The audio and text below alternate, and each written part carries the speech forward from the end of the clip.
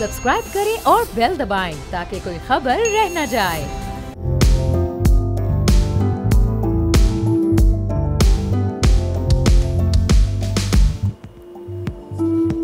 अस्सलामुअलैकुम नाज़रीन, प्रोग्राम बोल व्यापार में आपको खुशामदीद कहते हैं। इस वक्त पाकिस्तान के हवाले से बात की जाए तो पाकिस्तान में IMF का वफ्द पहुंच चुका है। पाकिस्तान की मुआशी टीम से मुज़ाकरात के लिए पाकिस्तानी हुकाम IMF वफ्द से मुज़ाकरात की कामयाबी के लिए पुरुम्मीद हैं। IMF की कौन कौन सी शराइत पूरी की जा चुकी हैं, आपको पहले एक रिपोर्ट दिखाते हैं, फिर प्रोग्राम में बात करेंगे कि अब अगले आने वाले वक्त में क्या सिचुएशन होती है अगर ये मुलाकात भी और मामला तय हो जाते हैं। तो रिपोर्ट देखते हैं पहले। पाकिस्तान ने गैस के रेट बढ़ाकर अहम तरीन हदफ हासिल कर लिया। FBR ने 1978 अरब हदफ के मुकाबले में 2041 अरब रुपए टैक्स जमा कर लिया।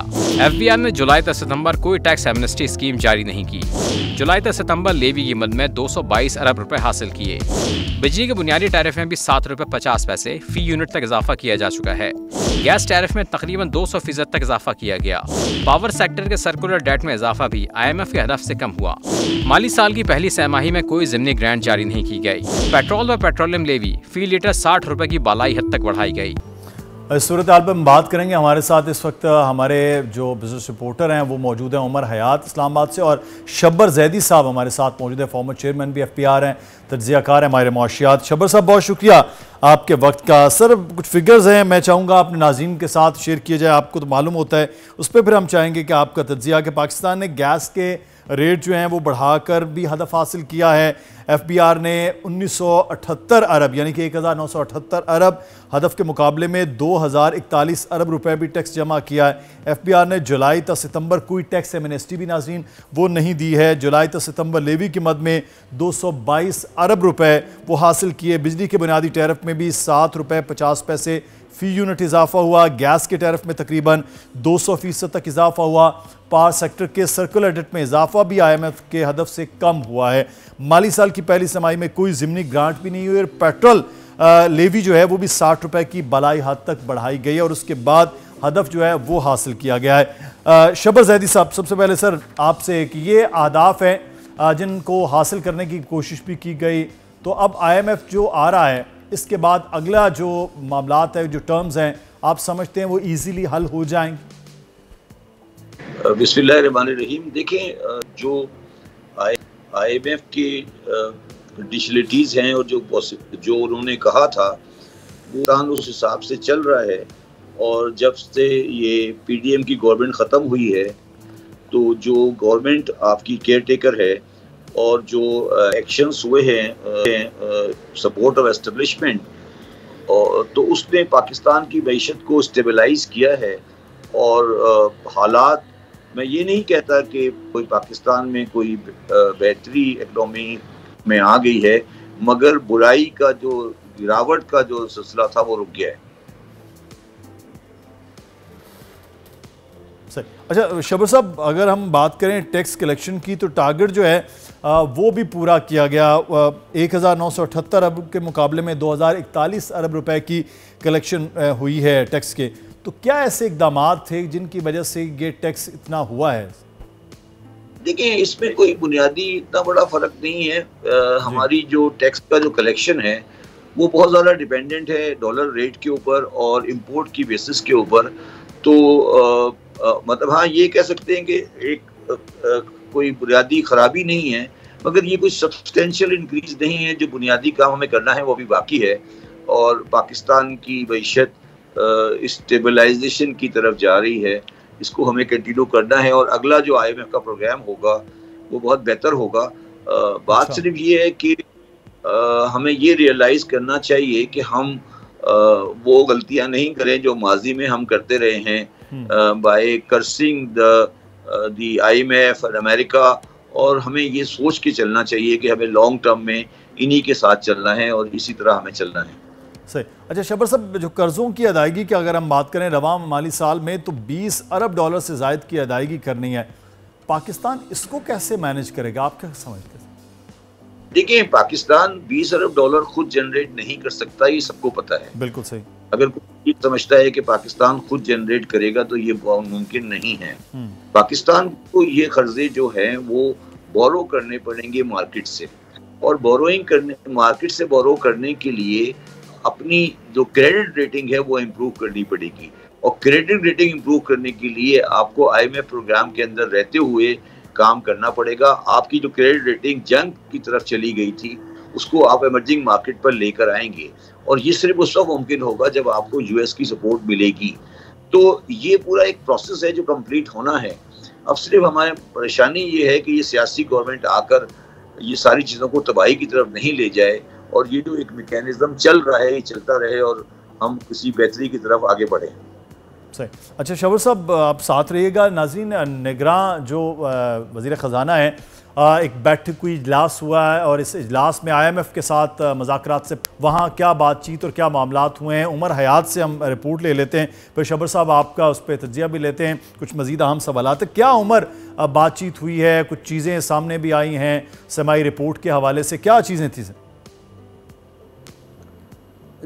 जी बिल्कुल, IMF से जो मुज़ाकरात हो रहे हैं उन मुज़ाकरात से कबल वज़ीर ख़जाना ने अपनी मुआशी टीम के साथ एक अहम मीटिंग की, और इस मीटिंग में ख़ास तौर पर जो हासिल शुदा अहदाफ है उन पर ब्रीफिंग ली गई, और तमाम जो वजारतें हैं उनको खुसूसी हिदायत भी जारी की गई, और उनको ये बताया गया कि IMF के साथ जो टेक्निकल लेवल के मुज़ाकरात होंगे उनमें आपने कौन कौन से जो अहदाफ हैं उनके हवाले से IMF को आगाही देनी है, और ये बताना है कि हमने कौन कौन से अहदाफ हासिल किए हैं।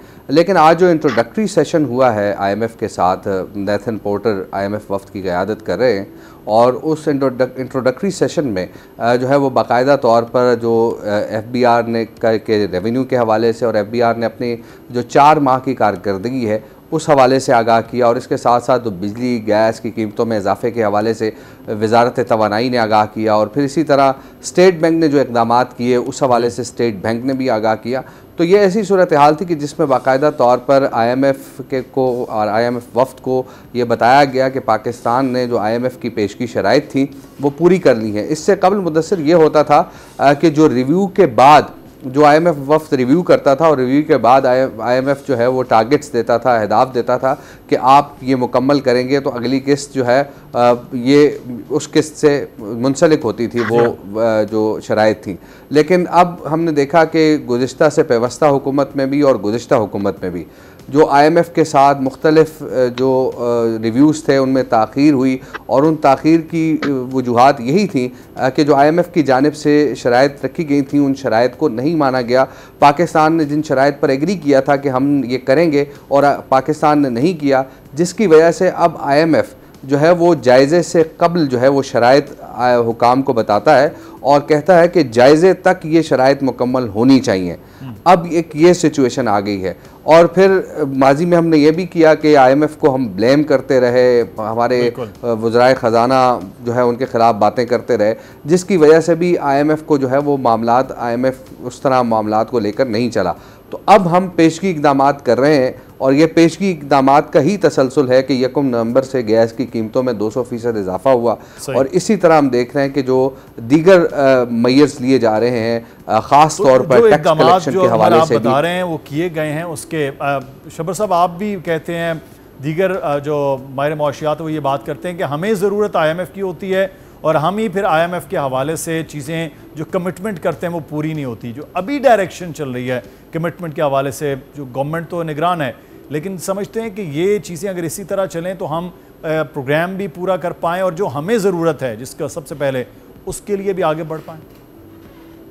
देखिए, मैं बड़ी अरसे से ये बात कहता रहा हूँ कि कोई पाकिस्तान में जो हमारा एक ट्रेंड चल पड़ा है कि हम पैसे भी अमेरिका से लेते हैं, अमेरिकन सपोर्ट लोगों से लेते हैं, और फिर गालियां भी उन्हीं को देते हैं। तो ये गलत है। या तो आपके पास इतने पैसे हों, या आपके पास इतनी स्टेबिलिटी हो कि आप अपने आप को चला सकें। जब आपने अल्टीमेटली IMF के पास या वेस्टर्न पावर के पास ही जाना है अपने पैसे लेने के लिए, तो फिर आप ये बार बार जो सियासी फ़ायदा लेने के लिए या पब्लिक रेटरिक के लिए जो बातें करते हैं, ये पाकिस्तान को नुकसान पहुँचाती हैं, और हमें ये जज्बातियत अब नहीं करनी चाहिए। पाकिस्तान अब इन चीज़ों को के लिए तैयार नहीं है। हम इसको अफोर्ड नहीं कर सकते, और पाकिस्तान को एक लॉन्ग टर्म स्ट्रेटजी अपनानी चाहिए कि किस तरह वो अमेरिका के साथ एक लॉन्ग टर्म रिलेशनशिप करे, और अपने नेबर्स के साथ ताल्लुकात बेहतर करते हुए अपने बुनियादी स्ट्रक्चरल जियोपॉलिटिक इकोनॉमिक सिचुएशन को सेटल करे। ये जो रोज़ाना की हमने मजाक बनाया हुआ है कि हम दो पैसे हमारे पास आ जाते हैं, फिर हम IMF को गालियाँ देना शुरू कर देते हैं, IMF की बुराइयाँ शुरू कर देते हैं। वो आपके पास नहीं आए हैं, आप उनके पास गए थे। अब आप फिर इसलिए जो भी दवाई उन्होंने लिख कर दी है, अगर आपको पसंद है तो खा लें, नहीं पसंद है तो नहीं खाएं, ठीक है, वो आपका शौक है। ये जो हम तो इसलिए मेरा ये कहना है कि जो सबसे बड़ा खतरा जो पाकिस्तान को इस वक्त दरपेश है वो ये है कि क्या सियासी गवर्नमेंटों के अंदर इतनी मैच्योरिटी आ चुकी है कि वो जब वापस आएंगे तो क्या वो सड़कों पर और बाजारों में ये कह सकेंगे कि हम IMF के साथ चलेंगे। ये इनमें मैच्योरिटी नहीं है और हमें ये चीज़ समझानी चाहिए और ये समझ आ जानी चाहिए कि पाकिस्तान को अब कोई और खेल नहीं खेलना चाहिए अपनी इक़्तिसादी सलामती के लिए, क्योंकि हमारी इकोनॉमिक पोजीशन अब इस काबिल नहीं है कि हम कोई वेंचरिज्म करें। तो सर फिर इसका मतलब है कि हम नियर फ्यूचर भी डिपेंडेंट हैं IMF पर, तो कब तक ये डिपेंडेंसी रहेगी और कैसे निकल सकते हैं सर? आखिरकार तो निकलते हैं ममालिक, हमने देखा भी है, हम कब तक निकल सकते हैं, कैसी तवक्को है? जो हमारी सियासी और समाजी जो हमारे माशरे की हालत है और जो हमारे माशरती रवैये हैं और जिस तरह से हमने कौम के सिस्टम को डिज़ाइन कर लिया है, अगर ये इसी तरह रहा तो ये तो 50 साल भी नहीं निकलेगा।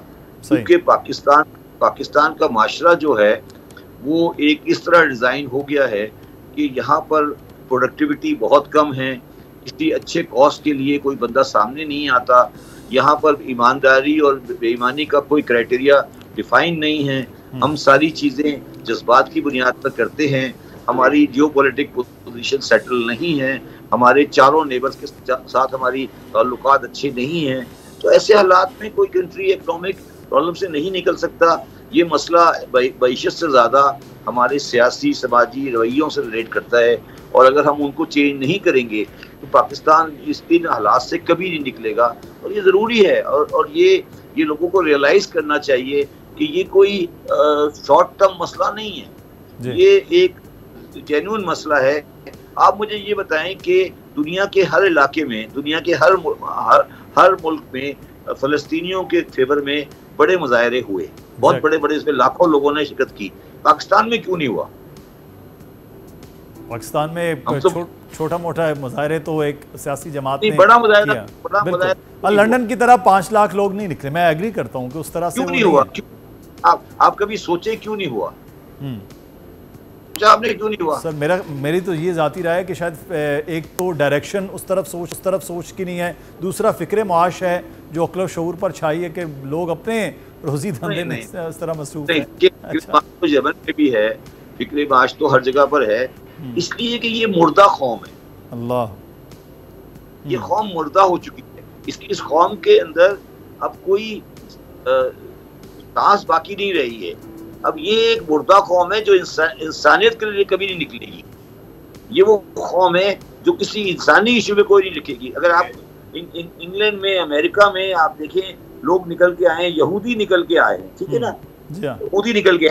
हम मुसलमान होते हुए मुझे आप दिखा दें पाकिस्तान में कोई मुजाहरा हुआ हो जिसमें 5000 से ज़्यादा आदमी आया हो, 3000 2000 आदमी आया, सड़क पे चला गया। ऐसी क्या वजह है कि पाकिस्तान जो कि अपनी बड़ी बातें करते हैं, हम बड़े फ़लस्तीन के हामी हैं, सपोर्टर हैं, इंसानी हुकूक के लंबरदार हैं, हमारे यहाँ क्यों 10 लाख का मजमा नहीं निकला लाहौर में या कराची में या रावलपिंडी में? क्या वजह है? तो ये कौम मुर्दा हुई ना, ये मुर्दा कौम हुई ना। सही। तो मुर्दा कौम में जान कैसे डाल दूंगा? मैं तो नहीं जान डाल सकता ना जी। तो ये कौम मुर्दा क्यों हो गई है? कभी आपने सोचा है? कभी आपने ये सोचा कि ये कौम मुर्दा क्यों हो गई है? सर क्या वजह है? आपका तजुर्बा क्या कहता है, तज्जिया क्या कहता है? ये हराम खा के मुर्दा हो गई। अल्लाह, अच्छा। देखिए, क्योंकि इस मुल्क में नाइंसाफी इतनी चल रही है, जब मुल्क में नाइंसाफी और जुल्म इतना चलता है तो माशरा मर जाता है। माशरे के अंदर आज कोई सच बोलने वाला नहीं है, कोई सच के साथ खड़ा होने वाला नहीं है। कौम मर गई ना। मैं यही कह रहा हूँ ना, मुझे इतना अफसोस हुआ है। मैं देखता हूँ कि लंदन में मुजाहरे हो रहे हैं, न्यूयॉर्क में मुजाहरा हो रहा है, टर्की में, टर्की वो कंट्री जिसका इसराइल के साथ रिकॉग्नाइज किया हुआ उन्होंने इसराइल को, ठीक है, इसराइल रिलेशनशिप है, वो मुजाहिरा कर रहे हैं। हम क्यों, हम बेहिस क्यों हैं? हम इतने बेहिस क्यों हैं कि हम अच्छा, ये बात नहीं है कि हम अमेरिका के साथ अलाइड हैं। जो लोग अमेरिका के साथ अलाई हैं, अमेरिका में भी तो आखिर मुजाहिरे हो रहे हैं ना, क्यों नहीं पाकिस्तानी सड़क पर आकर डिमॉन्स्ट्रेट करता? इसका मतलब है कि पाकिस्तानी कौम के अंदर किसी हक बात के लिए, किसी सच्चाई के लिए खड़े होने की सलाहियत नहीं है। शबर साहब, मुआशी हवालों के साथ साथ माशरत पर भी आप बात जो है वो बहुत अच्छी करते हैं। मैं ये एडमायर कर रहा हूँ, माशरती हवालों पर भी आपकी बड़ी अच्छी गहरी और बड़ा ज़बरदस्त तज्ज़िया है। लेकिन सर फिर यही वजह है कि फिर हम अगर मुर्दा कौम हो गए हैं तो आज मुआशी तौर पर यह हालत है कि हम IMF के, जो मेरा सवाल था, उससे नहीं निकल पाएंगे। फिर देखिए वही वाली बात है ना, अगर ये पेट्रोल की कीमत आज 600 रुपए लीटर हो जाएगी ना, फिर भी हम जाएंगे लाइन में लग के डलवा लेंगे जी, ये डलवा लेंगे। ये ऐसी कौमें जो होती हैं उनके साथ यही होता है, ये डलवा लेंगे। ये 600 रुपए का पेट्रोल डल जाएगा और सिर्फ ये टीवी 2-4 ट्वीट ही चलती रहेंगी बस। सही, इससे ज्यादा नहीं होगा, ये इससे ज्यादा नहीं हो सकता। सही, अच्छा, लेकिन एक ईसाई जो है उसको, वो जाके कहीं खुदा ना खास्ता कहीं जाकर एक बेहुरमती कर दे, आप देखिए पूरा शहर को आग लगा देंगे ये। मगर ये इंसानी हुकूक के लिए नहीं खड़े होंगे। सही, ये पाकिस्तानी माशरे को एक प्लान के तहत तबाह किया गया है। सही, पाकिस्तानी माशरा एक प्लान के तहत तबाह किया हुआ है। मगर आज मैं बहुत खुश हूँ पर्सनली, इसलिए कि सुप्रीम कोर्ट ऑफ पाकिस्तान ने आज बयान दिया है, जस्टिस फैज सानी, कि मैं ज़ियाउल हक को सदर नहीं मानता जी। तो मुझे बेहतरी के आसार जो हैं वो नज़र आना भी शुरू हो गए हैं। अच्छा, मैं टाइम की भी किल्लत है, मैं चाहूँगा इस पर टॉपिक पे हम सवालात भी कर लें सर, लेकिन एक चीज़ मैं उमर आपसे जानना चाहूँगा, फिर मैं शबा साहब की तरफ आता हूँ। पहले इस समय खसारे के हवाले से जो रिपोर्ट आपने भी दी है, हम देख भी रहे थे कि वो 963 अरब जो है वो माली खसारा वो रहा था। गुज़श्ता माली साल जो है वो 819 अरब रुपए था। ये जो 17.6% का इजाफा है, इस पर क्या अब स्ट्रेटजी को बना रही है हुकूमत के काबू पाया जा सके? उमर, देखिए, जो इस वक्त अगर हुकूमती अखराजात को देखा जाए और जो आमदन है उसको देखा जाए तो नहीं लगता कि खसारे पर काबू पाया जा सकता है। और फिर आपकी इंटरेस्ट पेमेंट्स हैं सबसे बड़ी चीज़ जो है। इस साल भी हम देख रहे हैं कि पहले ही छमाही में हमारी जो इंटरेस्ट पेमेंट्स हैं वो 45% उनमें इंक्रीज़ आया है। तो ये 1.4 ट्रिलियन जो है वो हमने ये इंटरेस्ट पेमेंट्स की हैं।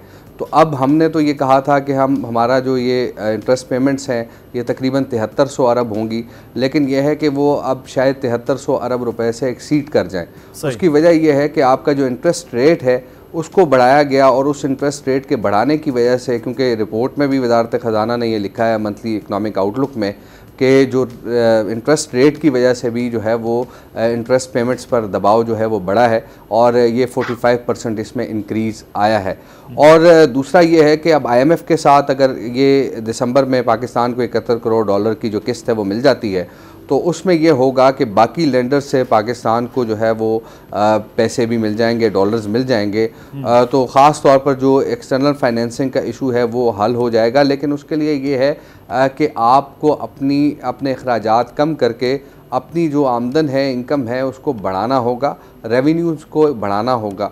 और रेवेन्यूज़ को बढ़ाने के लिए जो है वो घिसा पिटा तरीक़ाकार जो कि इख्तियार किया जाता है उससे एतराज़ करते हुए कल भी हमने बात की थी कि टैक्स बेस को बढ़ाया जाए। जो फाइलर्स हैं, जो इनकम टैक्स फाइलर्स हैं या टैक्स दहिंदगान की तादाद में इजाफा किया जाए, उस जाए कि आप उसमें जो है वो टैक्स रेट या फिर आप मिनी बजट के जरिए टैक्सों में इजाफा करें। और चीज़ें चल रही हैं जिसका हम देख भी रहे थे, जो टैक्स कलेक्शन हुई। लेकिन जो एक्सटर्नल फाइनेंसिंग के हवाले से बात करें, मैं शब्बर साहब से, सर 17 अरब डॉलर से ज़ायद का तखमीना गवर्नमेंट ने लगाया। पाकिस्तान की माली ज़रूरियात इससे ज़्यादा हैं। पाकिस्तान IMF ने भी कहा कि एक्सटर्नल फाइनेंसिंग जो है वो होनी चाहिए। पाकिस्तान कैसे ज़रूरियात को इस तरह से पूरा कर सकता है एक्सटर्नल फाइनेंसिंग के हवाले से?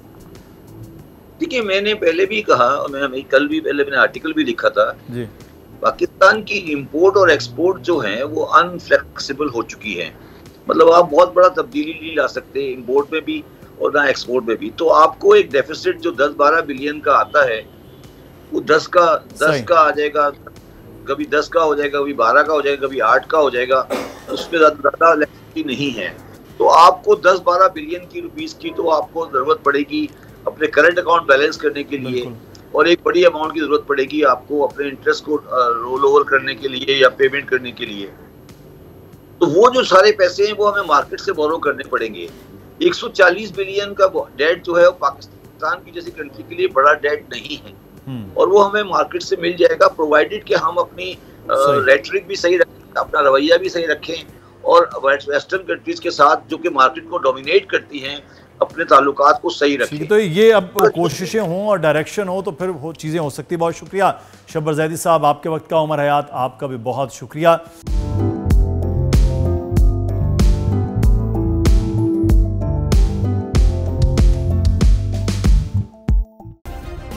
सब्सक्राइब करें और बेल दबाएं ताकि कोई खबर रह न जाए।